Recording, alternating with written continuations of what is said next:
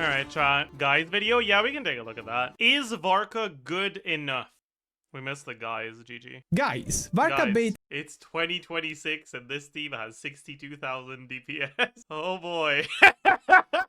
Oh boy! We are in the trenches! Crucial supports like Llama and Inefar for their respective... Yeah. Honestly, it's not even that like Venti and Duran have like that insane synergy or that powerful. It's just that like nothing else is good. Firuzan specifically gets even closer to Venti. The Constellation 2 adds a lot of animo damage to Varka's combos, which Firuzan's kind of surprising since a large portion of Varka's damage is not animo, but their buffs are just strong enough that it makes up for that. But I mean, Sucrose is just better, no? In this sense, characters like Kazu... He has Sucrose worse? That sounds wrong. No, show you get only one normal attack on Sucrose combo by ditching Venti. Yeah, like... Also, why does Farazan get N5E, N5E, N2? And Sucrose gets N5E and 4E and 3. Huh? As a reminder, Electro Resonance doesn't activate on this team, because for you to get extra particles, you need to trigger some specific electro reactions, and Swirl is not one of those. Yeah, I mean, that kind of makes sense. For the Cryo teams, I like a lineup with Escoffier and Shenhe. The team is not bad, but it has a real handicap. The fact that Escoffier is operating at half efficiency, since the resistance half is very generous. Shenhe also I actually wonder if Escoffier... I mean, 26%, yeah, she's probably still the best choice. Okay, this is hurting my eyes. That rewards teams that specifically fit the right elemental or mechanic. Why is he spamming N3E? This is making me upset. What the fuck are you doing? Any different matchup. Disco Bob. Oh, so many good bits in today's stream, huh? When Nicole comes out, she's a good support for him and makes the double pyro teams even better. I feel like the idea with Varka in the long term is for him to be able to clear the pyro vulnerable stages comfortably. This makes him not so different from a character like Varesa, for example, whose best team is Overload, but if well invested enough, she can also clear on teams like Electrocharge, for example. And I think this thought makes a lot of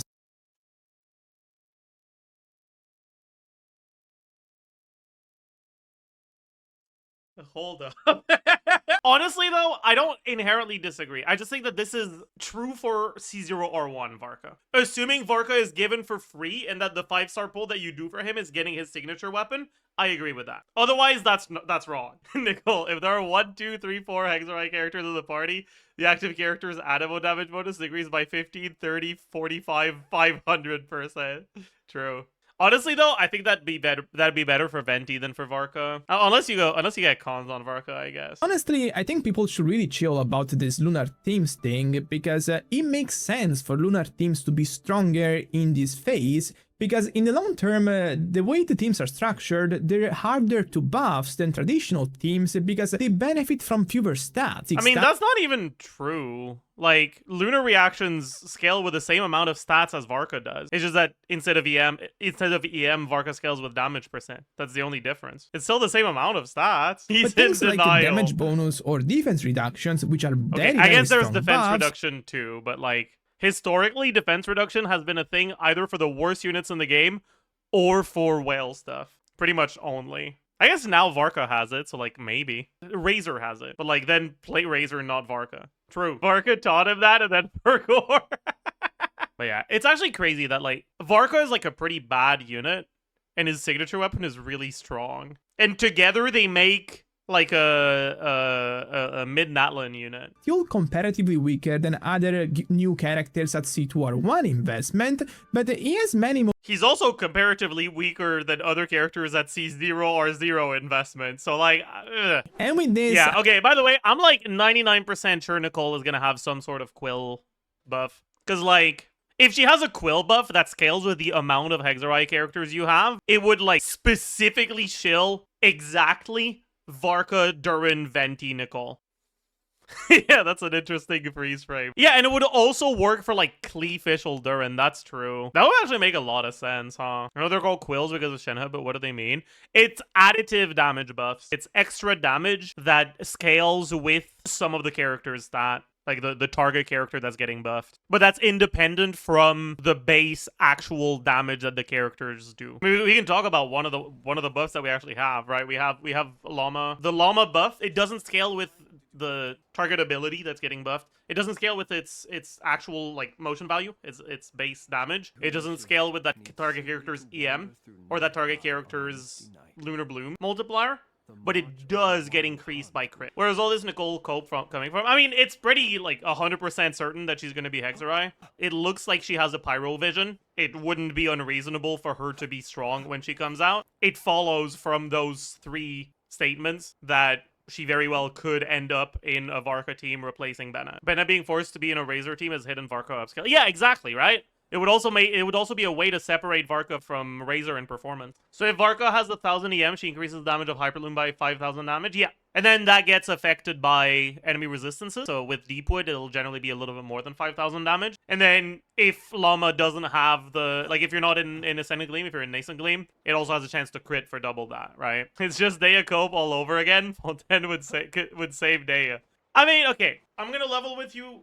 Varka is better than Dehya. Like, Varka's state on release is a lot better than Dehya's state on release. And yeah, and Varka doesn't look like he has the quality of life issues that Dehya had. Dude, I remember being like, oh my god, Poggers, Dehya's a fucking carry that's like tanky and shit. And then realizing that if you fucking use her burst, she stops being tanky. And you just die really quickly. Why does she lose her damage reduction effect when she bursts? I guess she was too strong in their alpha testing, so they had to add that. Like, the Dehya beta cycle was, like, actually a fucking clown fiesta. It was bad. Yeah, and you guys remember the fucking day 1 testing when we realized that she could just miss the bloom cores? Dude, I swear, that character was never meant to be functional. Dying off. Okay, the dying off field thing we had to like go out of our way to make happen. Like, it's not something that's like actually gonna happen in real gameplay. Anyway, it was just a funny clip. Varka would be such a great free unit. Not so bad, it feels insulting, but not stronger than the 6.x DPS. Yeah! Like, that's also why I kind of think it's possible. I see it, man. I see it. Is Varka that much better than Dehya on release? Current meta teams flow around 140, 150, while Varka realistic combos makes him 95k. Was Dehya actually a third behind meta? Dehya was way further than a third behind meta. Because, like, back then, our wheelchair core was, like, Singto Yelan, and she doesn't work with Singto Yelan. So you couldn't even wheelchair her. She was bad. She was less than half of the meta. Okay, like, it okay, I mean, that's not entirely true. Like, you could do the Bennett, Kazuha, Shangling wheelchair. It was still pretty awful. Varka's Risley? Yeah, well, not exactly. I think Risley's a bit better. Risley was not that far behind the meta when he came out, right? Like, you have to realize, the strongest stuff when Risley came out was Neuvillette without Farina and Hyper Bloom. And, like, yeah, he's worse than that, but he's not, like, fucking a third behind that. But also, even if he was, it wouldn't have been as bad because DPS checks were not aimed at specifically just premium teams at good investment. You needed a much lower percentage of the best meta team's DPS to be able to clear the endgame content that mattered. Wasn't Linny, like, fine on release?